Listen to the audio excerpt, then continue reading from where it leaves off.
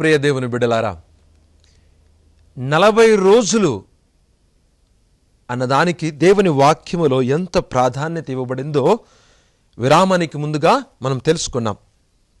ఈ 40 రోజులు దేవునితో గడపడము ద్వారా పాత సృష్టి గతించిపోయి నూతన సృష్టి ప్రారంభమవడం కూడా మనం చూస్తూ ఉన్నాం. నోవా 40 రోజుల పాటు ఓడలో దేవునితో గడపడము ద్వారా తన కుటుంబము అందరూ కూడా కలిసి దేవుని మాటను విధేయించడం అంటే దేవునితో గడుపుతూ ఉండడం, గడపడము ద్వారా నూతన సృష్టిని వారు చూడగలుగుతూ ఉన్నారు. మనము కూడా ఈ 40 రోజుల పాటు దేవుని చిత్తానుసారం జీవించినట్లయితే పాత సృష్టి అనేది గతించిపోయి మన జీవితంలో కూడా నూతన సృష్టి ప్రారంభమవుతూ ఉంది.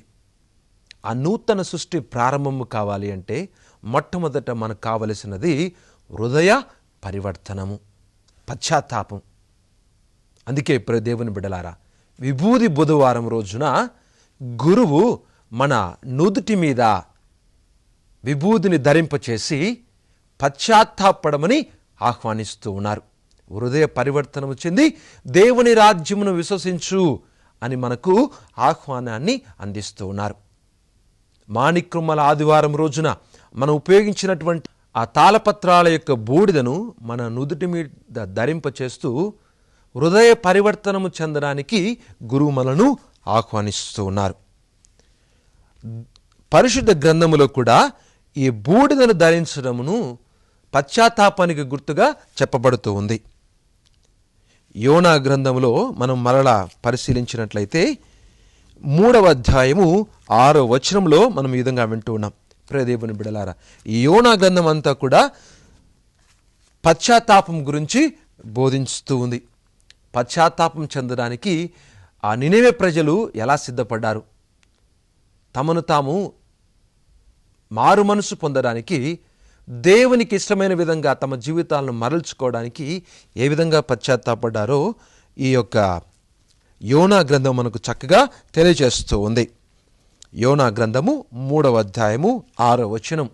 దేవుడు ఆజ్ఞాపించిన విధముగా యోనా నినివే ప్రజలకు మారు మనసు గురించి హృదయ పరివర్తనం గురించి బోధించినప్పుడు అక్కడ ఒక మనందరికి కూడా ఆశ్చర్యకరమైనటువంటి విషయము, నమ్మలేనటువంటి ఒక విషయం జరుగుతూ ఉంది. కేవలము ప్రజలు మాత్రమే కాదు, ఆ రాజ్యాన్ని పాలిస్తున్నటువంటి రాజు కూడా దేవుని యొక్క వాక్యము చేత తాకబడి హృదయ పరివర్తనం చెందడానికి నిశ్చయించుకుంటూ ఉన్నాడు. అందుకే నినెవె రాజు తన దేశంలో ఉన్నటువంటి ప్రజలకు మాత్రమే కాదు, పశుపక్షాదులందరినీ కూడా ఆ ఉపవాసం ఆచరించే విధంగా ఆజ్ఞాపిస్తూ ఉన్నాడు. 3వ అధ్యాయము 6వ వచనం. నినెవె రాజు గోనెను తాల్చి తనకు తాను గోనెను తాల్చి తను ధరించినటువంటి ఆడంబరమైనటువంటి ఆభరణాలను, విలువైనటువంటి వస్త్రాలను, తన రాజ దర్పానికి గుర్తుగా ఉన్నటువంటి వైభవాన్ని అంతటిని కూడా విడిచిపెట్టి గోనెను తాల్చి బూడిదపై కూర్చుండెను. ఈ బూడిదపై కూర్చుండడం అంటే పశ్చాత్తాపానికి గుర్తుగా ఈ విధంగా అక్కడ రాజు చేస్తూ ఉన్నాడు. అదేవిధంగా మనము ఎస్తేరు గ్రంథములో చూస్తున్నాం. 14వ అధ్యాయము 2వ వచనం. ఎస్తేరు గ్రంథములో కొన్ని అధ్యాయాలు అటు ఇటు ఉంటాయి కాబట్టి చాలా జాగ్రత్తగా మనం చదవాలి. సుగంధములకు బదులుగా తలపై బూడిద పేడ అలుముకొనెను. ఎస్తేరు రాణి ఆ సుగంధ ద్రవ్యాలు, తను రోజు ధరించేటువంటి ఆ సుగంధ ద్రవ్యాలను వదిలిపెట్టేసి తన తలపై బూడిద పోసుకుంటూ ఉంది. ఈమె ఇలా చేయడానికి కారణం ఏంటి? ఎందుకు ఆమె పశ్చాత్తాపడుతుంది? ఎవరి కోసం ఆమె పశ్చాత్తాపడుతుంది తెలుసుకోవాలంటే మనము 6వ అధ్యాయంలో 6-7 వచనాలలో ఈ విధంగా చదవచ్చు.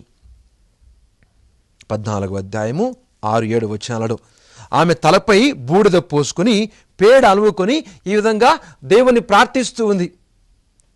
ప్రభువా, మేము నీకు విరోధముగా పాపము చేశాం, నా ప్రజలు నీకు విరోధముగా పాపం చేశారు. ఏం పాపం చేశారు? అన్య దైవాలను పూజించారు, ఇతర దేవతలను కొలిచారు. ఇతర దేవతలను కొలిచి నీకు కోపం తెప్పించారు.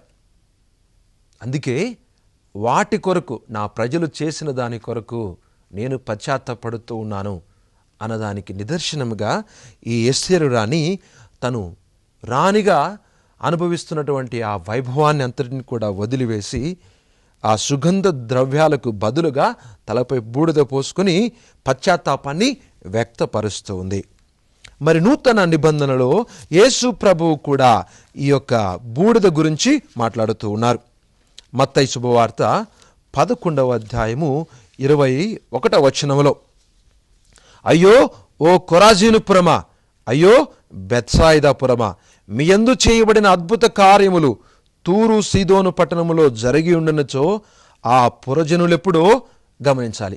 గోనె పట్టలు కప్పుకొని బూడిద పూసుకుని హృదయ పరివర్తనము పొంది ఉండేది వారే. ఈ గోనె పట్టను దాల్చడము, అదేవిధంగా బూడిదను పూసుకోవడము అనే రెండు కూడా పశ్చాత్తాపానికి గుర్తుగా యేసు ప్రభు కూడా మనకు నేర్పిస్తూ ఉన్నారు. పశ్చాత్తాపానికి గుర్తుగా అలా చేస్తూ ఉన్నారు. వాళ్ళ సాంప్రదాయం, యూదుల సాంప్రదాయం. అందుకే మనము క్రైస్తవులముగా ఇదే సాంప్రదాయాన్ని ఇంకా కొనసాగిస్తూ ఉన్నాం. ఈ బూడిదను ధరించడం ద్వారా, ప్రభువా నేను నా పాపము నుంచి బయటపడడానికి, నా పాత జీవితము నుంచి మరలి కొత్త జీవితం, నీవిచ్చేటువంటి ఆ కొత్త జీవితం వైపు అడుగులు వేయడానికి నేను సిద్ధపడుతూ ఉన్నాను, మారు మనసు పొందడానికి ఇష్టపడుతూ ఉన్నానయ్యా అని దేవునికి మనంతట మనము వ్యక్తపరుస్తున్నటువంటి విధానం ఈ బూడిదను ధరించడం. అందుకే దేవుని బిడ్డలారా, ఈ యొక్క విభూది బుధవారానికి ప్రత్యేకమైనటువంటి అర్థం మనం ఇలా ఇవ్వగలుగుతూ ఉన్నాం. ఈ బూడిదను మన నుదుటి మీద ధరించుకోండి, మన రక్షకుడైనటువంటి యేసు ప్రభువునకు మనం తెలియజేస్తున్నాం. తండ్రి, ఎన్ని రోజులు నేను జీవించినటువంటి ఆ పాప జీవితాన్ని నేను వదిలివేస్తూ ఉన్నాను, పాత జీవితాన్ని వదిలివేస్తూ ఉన్నాను. నీలో కొత్త జీవితం వైపు అడుగులు వేయడానికి ఈ 40 రోజులు నేను ఉపయోగించుకుంటూ ఉన్నాను. దానికి గుర్తుగా ఈ మొదటి రోజున నేను విభూతిని ధరించుకొని నేను నిజంగా మారు మనసు పొందుతూ ఉన్నానని నీకు తెలియజేస్తూ ఉన్నానని భగవంతునికి మనం తెలియజేసేటువంటి విధానం. ప్రియదేవుని బిడ్డలారా, మనమందరము కూడా హృదయ పరివర్తనం చెందాలన్నదే మన రక్షకుడైనటువంటి యేసుక్రీస్తు తలంపు. ఆయన అంటారు, హృదయ పరివర్తన చెందనచో మనమందరము కూడా, మీరందరూ కూడా అలాగే నాశనమగుతారు. లూకా శుభవార్త 13వ అధ్యాయము 3వ వచనం. ఈ యొక్క వాక్యము ప్రభు పిలాతు చేత చంపబడినటువంటి గలిలయుల గురించి మాట్లాడుతూ అంటున్నటువంటి వాక్యం ఇది. అట్లు చంపబడిన ఈ గలిలయ వాసులు తక్కిన గలిలయ వాసుల కంటే ఎక్కువ పాపులని మీరు తలంచుచున్నారా? కాదు, హృదయ పరివర్తనము చెందనిచో మీరందరూ అట్లే నాశనమగుదరని మీతో చెప్పుచున్నాను. ప్రియదేవుని బిడ్డలారా, ఈ లోకంలో జీవించి మనమందరము కూడా దేవునికి వ్యతిరేకముగా ఏదో ఒక విధముగా మన మాటల ద్వారా, తలంపుల ద్వారా, క్రియల ద్వారా పాపము చేసి జీవిస్తున్నటువంటి వారు. మన పాపము గాను మనము శిక్షను అనుభవించవలసినటువంటి వారు. కానీ దేవుని కృప వలన, యేసుక్రీస్తు మరణము వలన దేవుడు మనకు పరలోక భాగ్యాన్ని అనుగ్రహిస్తూ ఉన్నారు. మరి ఆ పరలోక భాగ్యాన్ని, ప్రభు ఇచ్చేటువంటి సంతోషాన్ని మనము అనుభవించాలంటే హృదయ పరివర్తనము చెందాలి. పాపములు జీవించి మరణించినటువంటి వారి గురించి మనం ఆలోచించడం కన్నా, మనము కూడా పాపములు జీవించి మారు మనసు పొందినట్లయితే అదేలాగున మనము కూడా నాశనం అవుతామన్నటువంటి విషయాన్ని గుర్తించుకోవాలి. మరి దేవుడిచ్చినటువంటి ఈ ప్రత్యేకమైనటువంటి కృపాకాలంలో ఏ విధంగా మనల్ని మనం సిద్ధపరచుకుంటూ ఉన్నాం, ఏ విధముగా హృదయ పరివర్తన చెందుతూ ఉన్నాం. హృదయ పరివర్తన అనేది మన ఆత్మకు సంబంధించినటువంటి విషయం. ఈ హృదయ పరివర్తనను మన క్రియల ద్వారా వ్యక్తపరచాలి. పాపమును వదిలివేయడం ద్వారా వ్యక్తపరచాలి. ఈ పాపమును వదిలివేయడానికి మనం కొన్ని పుణ్యక్రియలను ఆచరించాలి. ఈ తపస్కాలంలో ముఖ్యంగా కొన్ని పుణ్యక్రియలను మనం ఆచరించాలి. అది ఉపవాసము కానీ, ప్రార్థన కానీ, దాన ధర్మాలు. తిరుసభ ఈ మూటి గురించి నొక్కి మనకు చెబుతూ ఉంది. వీటిని ఆచరించే విధానం కూడా మనకు తిరుసభ నేర్పిస్తూ ఉంది. ఉపవాస ప్రార్థనలతో దేవుని దగ్గర మనం గడపాలి అన్నటువంటి విషయాన్ని ఈ తపస్కాలంలో మనం ఎక్కువగా గుర్తించుకోవాలి. అన్నా చేసినటువంటి ఉపవాస ప్రార్థనలాగా మనము కూడా ఉపవాసములో దేవునికి దగ్గర కావాలన్నటువంటి విషయాన్ని గుర్తించుకోవాలి. ఉపవాసం అనేది మనను దేవునికి మరింత దగ్గర చేయడం కోసం. ఉపవాసం అనేది తనంత తాను ఎటువంటి లాభాన్ని మనకు ఇవ్వదు. ఎప్పుడైతే ఆ ఉపవాసము ద్వారా మనం ఎక్కువ సమయం ప్రార్థనలో గడపగలుగుతామో, ఆ ఉపవాసము ద్వారా దేవుని గురించి ఎక్కువగా మనం ధ్యానించగలుగుతామో, ఆ ఉపవాసం చేయడం ద్వారా దేవుని ఎక్కువగా మనం అనుభవించగలుగుతున్నామో, అప్పుడే ఆ ఉపవాసానికి నిజమైనటువంటి అర్థాన్ని మనము ఇవ్వగలుగుతూ ఉన్నాం. అదేవిధంగా ప్రార్థన అనేది దేవునికి మనిషికి మధ్య ఒక వారధి లాంటిది. యావేలు గ్రంథము 2వ అధ్యాయము 12వ వచనంలో మనం చదువుతూ ఉన్నాం. ఇప్పుడైనను పూర్ణ హృదయముతో నా చెంతకు మరలి రండు, ఉపవాసముతోనూ సంతాపముతోనూ ఏడ్పుళ్లతోనూ నా వద్దకు తిరిగి రండని యావే ప్రభువు తన ప్రజలైనటువంటి ఇజ్రాయేలును పిలుస్తూ ఉన్నారు.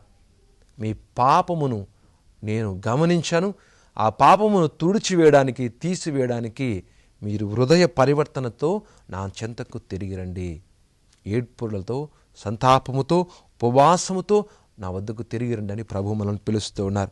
మరి 3వది దాన ధర్మాలు. పేదవాని మీద దయగలవాడు దేవునికి అప్పిచ్చువాడు, దేవుడే అతనికి తిరిగి చెల్లించునని సామెతల గ్రంథము 19వ అధ్యాయము 17వ వచనంలో మనం చదువుతూ ఉన్నాం. ఈ 3 పుణ్యక్రియలను కూడా మనం ఈ తపస్కాలంలో ఆచరించాలి. ఉపవాసము ద్వారా మనము కూడబెట్టినటువంటి దాన్ని, మిగిల్చిన దానిని ఇతరులకు దానము చేయాలి. దానిని మనము కూడబెట్టుకోవడం కోసం కాదు, ఇతరులకు వారి అవసరంలో ఉన్నటువంటి వారికి ఇవ్వడం కోసమే మనం ఉపవాసం చేస్తూ ఉన్నాం. ప్రార్థనల ద్వారా ఇతరుల కోసం మనము ప్రార్థించాలి. మన ప్రార్థనలో మన కోసం కన్నా, మన కుటుంబం కోసం, ఇతరుల కోసం, ముఖ్యంగా దేవుని యందు నమ్మకము లేనటువంటి వారి కోసం, యేసు ప్రభుని రక్షకునిగా అంగీకరించినటువంటి వారి కోసం, పాపపు జీవితంలో జీవిస్తున్నటువంటి వారి కోసం, సాతాను యొక్క హస్తములో జీవిస్తున్నటువంటి వారి కోసము ఈ 40 రోజులు కూడా మనం ప్రార్థించాలి. ఆత్మల రక్షణ కోసం మనం ప్రార్థించాలి. దేవునితో మనం మరింత దగ్గర కావడానికి మన స్వార్థాన్ని విడిచిపెట్టి మనం ప్రార్థించినప్పుడు ప్రభువే మనకు మరింత దగ్గరగా వస్తూ ఉన్నాడు. ఈ తపస్కాలం అనేది దేవుని బిడలారా ప్రతి సంవత్సరం కూడా మనం జరుపుకుంటూ ఉన్నాం. కానీ ఇదే మన చివరి తపస్కాలముగా భావించి దేవునికి దగ్గర అవడానికి ప్రభువు మనకు ఒసగినటువంటి తిరుసభ ద్వారా దేవుడు మనకిస్తున్నటువంటి ప్రతి అవకాశాన్ని కూడా సద్వినియోగపరుచుకొని దేవునికి మనం అందరం కూడా దగ్గర కావాలని, ఈ కృపాకాలంలో ఆయన యొక్క కృప అనంతముగా మీ కుటుంబాల మీదకి దిగి రావాలని ప్రత్యేకంగా మీ అందరి కొరకు ప్రార్థన చేస్తూ ఉన్నాం. దేవుని యొక్క ఆశీర్వాదములు, దీవెనలు మీ మీద, మీ కుటుంబం మీద సమృద్ధిగా వచ్చునుగాక. ఆమేన్.